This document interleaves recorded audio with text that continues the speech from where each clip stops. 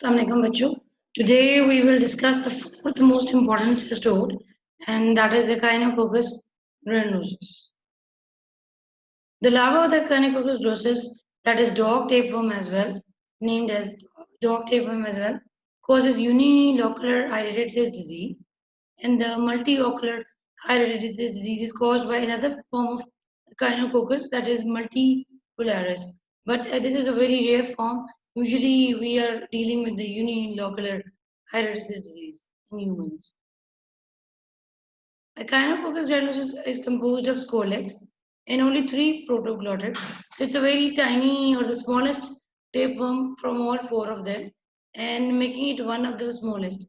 The scolex has a circle of hooks and four suckers similar to the solium. And the dogs are the most important definitive host. That's why it's called dog tapeworm as well. And the intermediate hosts are usually sheep. Humans are always almost dead of the intermediate host because of this disease.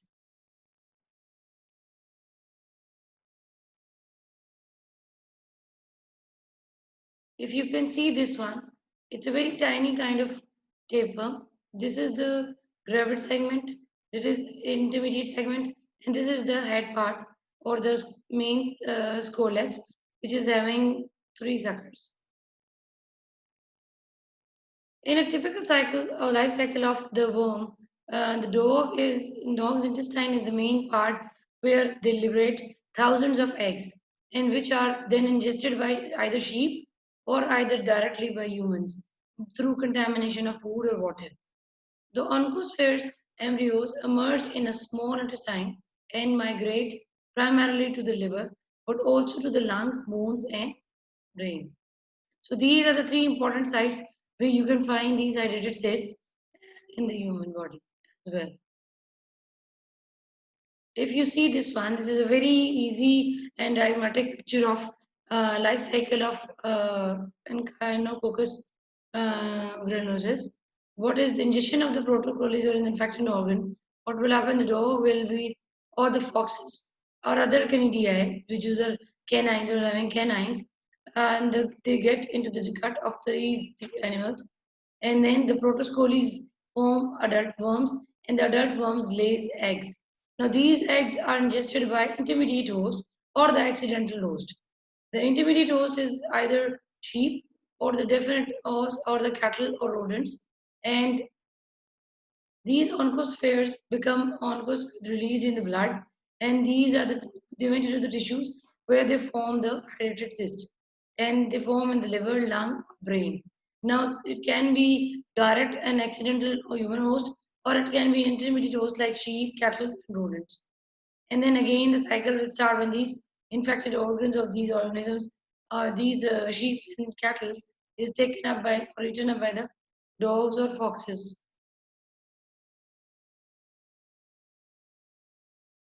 The embryo develop into large fluid-filled cavities. Those are called hydrated cysts. The inner germinal layer of which generates many protoscoles within the brood capsule. This is actually the main structure of the hydrated cyst, which we will discuss later. I will show you in a diagrammatic picture as well. The life cycle is completed when the entirely entrails, for example, liver-containing hydrated cysts or the slaughtered sheep or the infected sheep are eaten by the dogs. If you see this one, it's a very simple picture how it ends. This is the embryonated egg that is released in the feces, and then it is released into the intestine of the dog, where the oncosphere hatches and penetrate the intestinal wall. Then they form into the hydrated cyst in the liver and lungs, and then they become protoscoles from the cyst. These protoscoles are released when these cysts are ruptured, either through direct eating of the sheep or human into the dog, or by the only the protoscoles are ruptured in the cyst. These cories attach to the intestine and they form adult worms, and then these are released into the feces by the dogs. Now, there it can be an intermediate host like sheep or goats or swines, or an emergency or an accidental host that is human. So they went into the multiple organs and where the cyst is formed, like in brain, in lungs, in heart, or in stomach and bones. All these things which are getting formed are the places where these cysts can be formed. Now, this is a basic structure of hydatid cyst. It is a very important question as far as your exam is concerned, as far as your MCQs is concerned, and as far as your Viva is concerned. What is a hydatid cyst and how it is formed? There is a germinal epithelium which is shared by the organ itself. Even if it is lung, it's bone, or it's the liver. These germinal epithelium will be same and combined with the organ itself. Then after this one, there is a capsule which is called brood capsule, inside which there is hydrated sand. These hydrated sand are basically the protoscoles, which small protoscoles are present inside the cyst. So these are called as hydrated sand. These protoscoles, small, and inside one scoli there is multiple protoscoles. If you can see that. This is another picture of this brood capsule, as well as this is germinal epithelium. Then this is brood capsule. Then this is hydrated sand. This is one scoli in which multiple protoscoles are present. And these are small cysts from where, if they are released, these are the one which will form a new cyst. Now this is multiple reaction of your chemotactic reaction and other amino observant reactions, which are affiliated with interleukin 2 or interferons, interleukin 4, 5, 6, 10, and IgE, Ig4, IgG1. These all are present. Ig1 is associated with inactive disease, while Ig4 is activated disease, and IgE is associated with the anaphylactic reactions or allergic reactions due to this rupture of this brood capsule, rupture of the epithelium and the brood capsule, along with the whole hydatid cyst. This is another description of the same. Now, in your germinal epithelium, what you have is a pericyst, which contains connective tissue and fibers, then ectocyst, which contains simple fibers, and endocyst, which contains the germinal pedestal filled with hydatid cyst activity. If you see, this is one small scoli, and inside it's the protoscoles which are formed. Same here and here. This is the brood capsule, and this is the peduncle of the protoscoles, like this one. This is the peduncle of this whole small cyst. Hydatid cyst usually forms one large fluid-filled cavity that is uniocular, that contains thousands of individual scoles, as well as many daughter cells within the large cyst. Individual scoles lying in the bottom of the large cyst are called hydatid sands. Now you can see that these all small protoscoles are together called hydatid sand. The cyst acts as a space occupying lesion because it's compressing the area of that typical part of that organ of the body of the host or intermediate host, and they're putting pressure on adjacent tissue, and that will give the effects. The outer layer of the cyst is thick and fibrous and is produced by the host, that is your germinal epithelium. That is the combined sharing of the organ itself of the intermediate host along with the cyst outer layer. Now this is a cyst, for example, in the liver. So this is the germinal layer. This is the epithelium inside. Then the scoles, which is hydatid sand. Then small cyst, daughter cysts, and this is brood cyst, which is lying just next to the epithelium. Sorry, endothelium. The cyst fluid contains parasitic antigens, which can sensitize the host. Later, if the cyst ruptures, spontaneous or during the trauma or the surgical removal, life-threatening anaphylaxis can occur. Clinic findings: liver cyst may cause hepatic dysfunction because of the pressure effects on the hepatic tissue. Then cysts in the lungs can erode and into the bronchus, causing bloody sputum. And in the cerebral cyst, you can have headache or you can have the neurological signs due to pressure effects of these cysts. if the cyst rupture accidentally during the way of clinical findings. But now if the surgical removal during surgical removal it is ruptured both ways, then an anaphylactic shock can occur, and that can be very very fatal.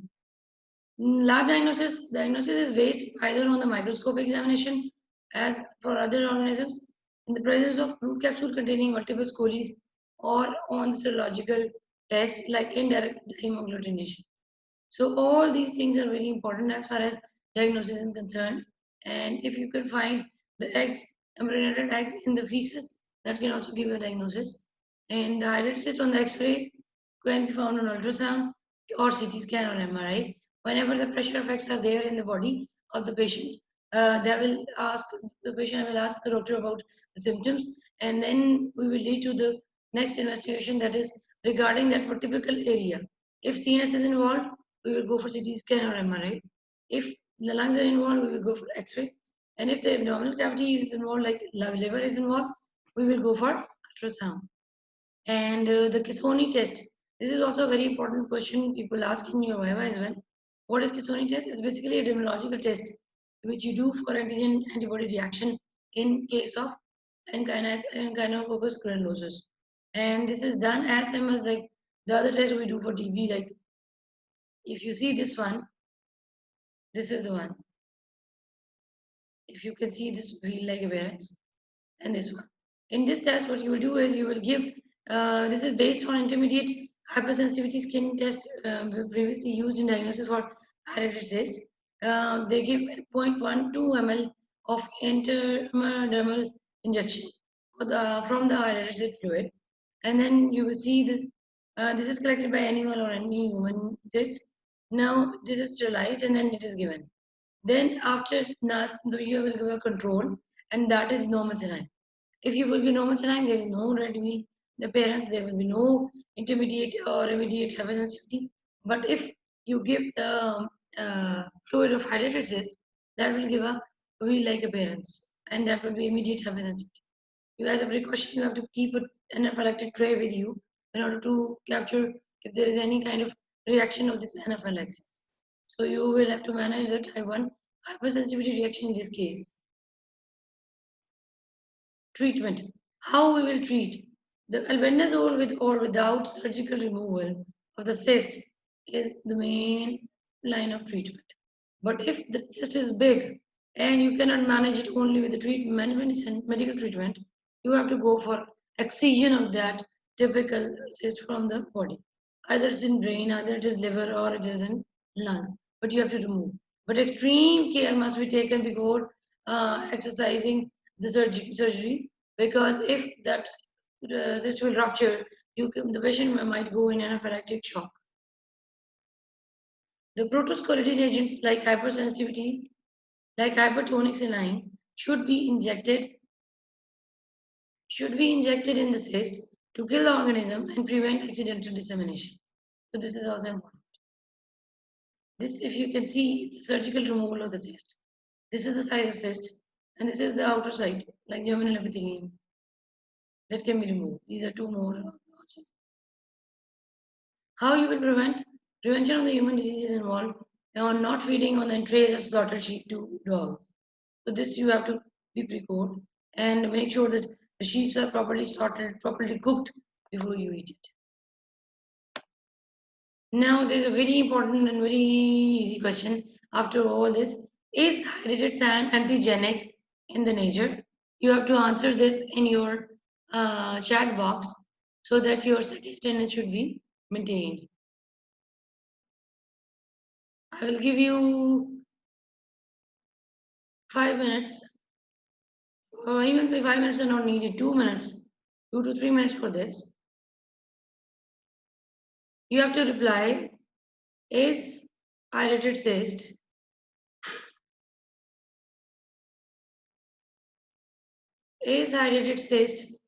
sand and cyst antigenic in nature? You have to reply yes or no in your chat box.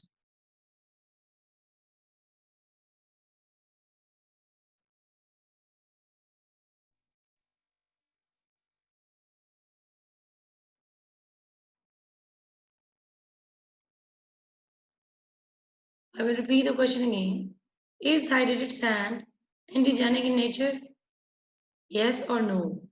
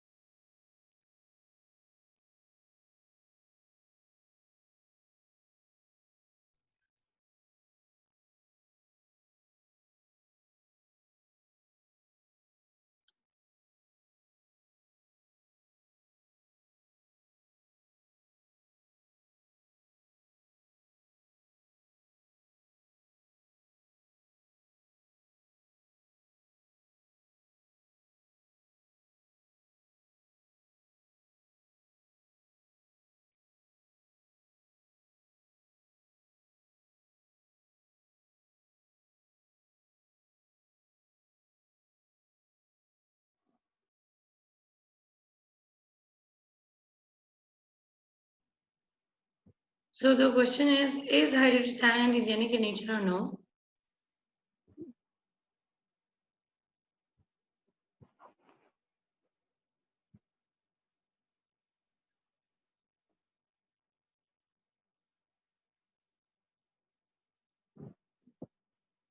All right, we will shift to the next slide.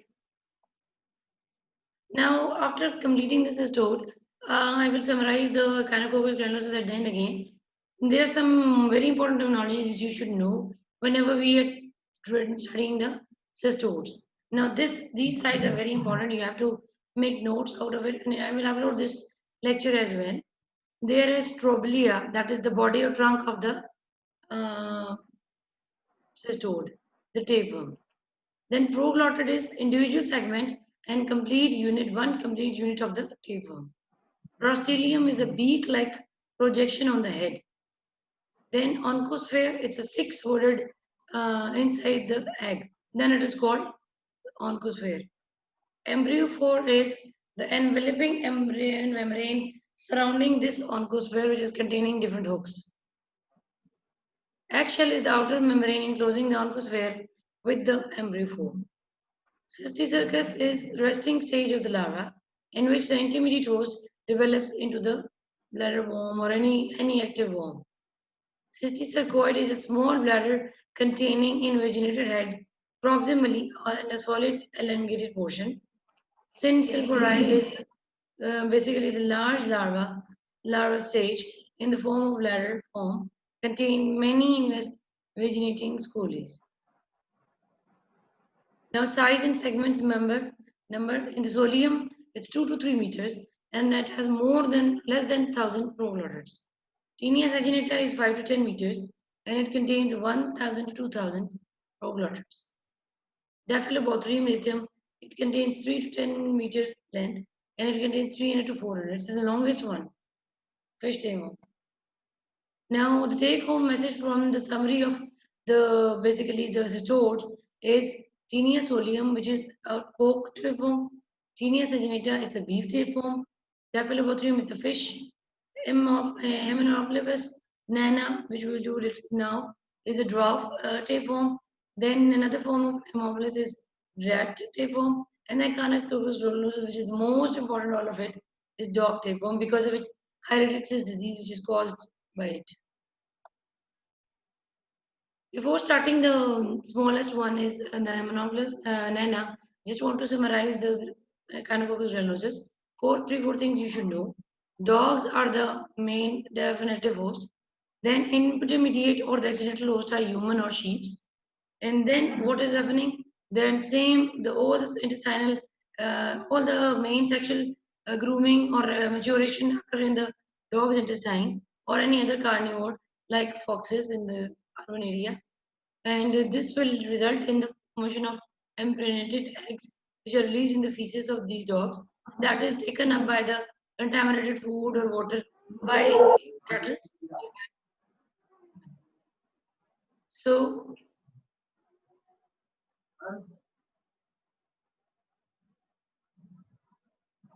Now we will start with the Hymenopilus nana.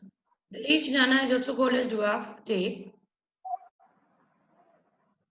and it is most frequently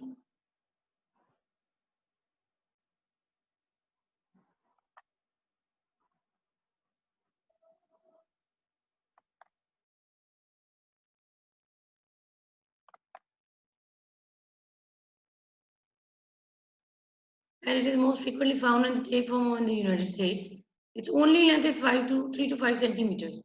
While up till now, which we are dealing with it are basically those which are more than 10 meters or 5 meters. This is the one which is only 3 to 5 centimeters. It is different from the other tapeworms because its eggs are directly infectious for the humans. Like it's not that the contaminated food or water is there. Directly the eggs are infected. These are ingested by the adult worms, can develop into the adult worms without any intermediate host. You don't need any intermediate host to get it to mature and then get it into human's body. It's directly infectious.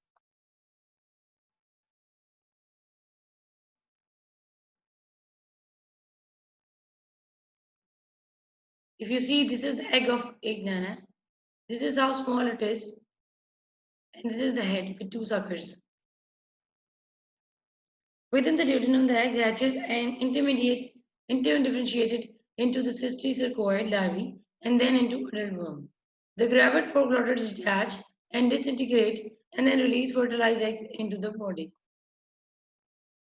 If you see this one, the life cycle of H. nana, what will happen is that these eggs are digested by the humans or the rodents, and then larvae are developed, then adult worms mature, and there's disintegration of the proglottids occur. That will release into eggs, and then these eggs are related into the feces, and again the ingestion of eggs will occur. So this is the life cycle of nana, where no intermediate host is required. The eggs either pass in the stool or can reinfect the small intestine, like auto-infection, if you're not following the proper hygiene after using Provolate and all the stuff. In contrast to the infection by other tapeworms, where only one adult worm is present, many H. nana worms can have infect and can be found at the same time, like sometimes in hundreds, because of its small size. Infection causes little damage, and the most patients are asymptomatic. They don't know they are infectious, but they are not symptomatic. The organism in the world found commonly in the tropics of United States, and it's more prevalent in the southeastern states of the USA, and especially in children. Diagnosis is based on the finding eggs in the stools, and the characteristic feature of the H. nana eggs is 8 to 10 polar filaments lying between the membrane of the six-hooded larva and the outer shell egg, which I have shown you before. These are the characteristic findings of those. The treatment is presequential, as on the other cystodes, and the prevention is that to get good personal hygiene and avoid fecal contamination of food and water. Good personal hygiene will also prevent O2 infection. This was all for today. I will now unmute you if you want to ask anything.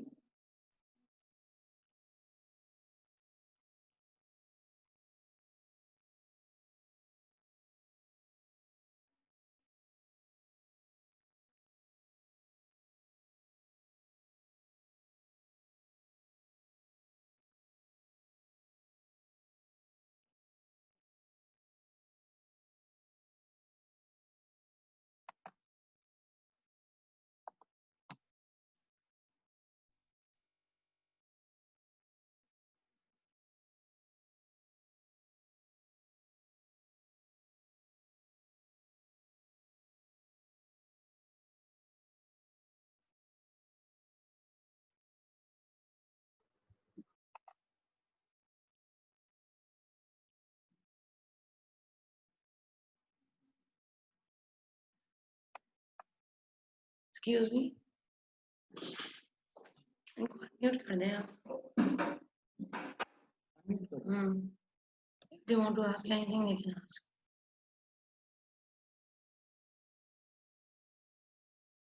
Raise hand हुआ है।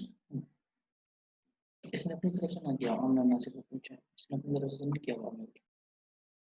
Amna, if you want to ask anything, you have to unmute yourself. Then you will ask. Amna Nasir. इधर से सही है।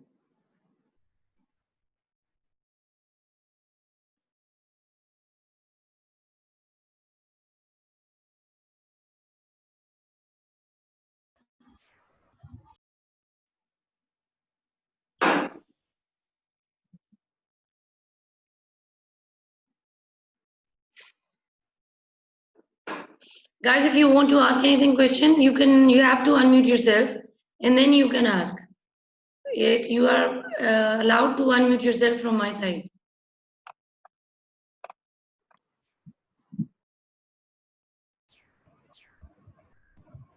Hello.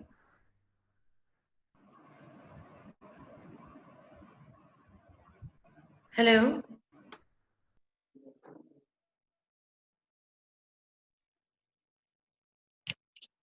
Ji ji Umar. Hello.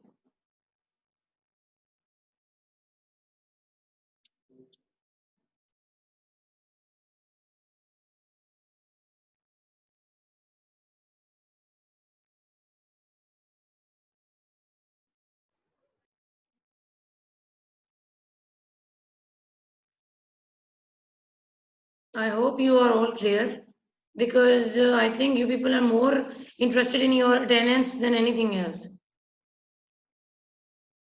Okay, thank you guys. That's all for today.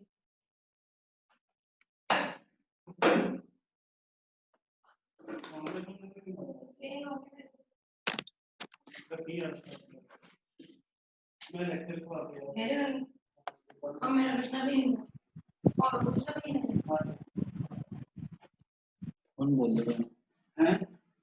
कौन बोल रहे हैं बच्चे?